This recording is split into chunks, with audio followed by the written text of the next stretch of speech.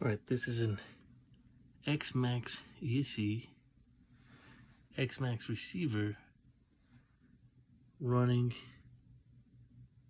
on 4S batteries.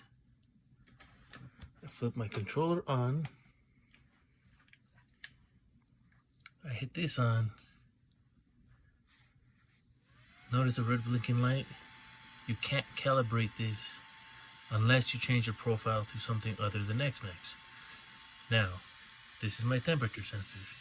I want to unplug it. I'm going to replug it if I can. I'm plugging in my temperature sensor. Make sure I plug it in the right hole.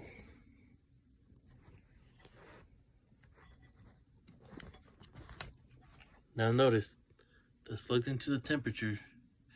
I hit the button and my light is now green. It means this receiver is ready.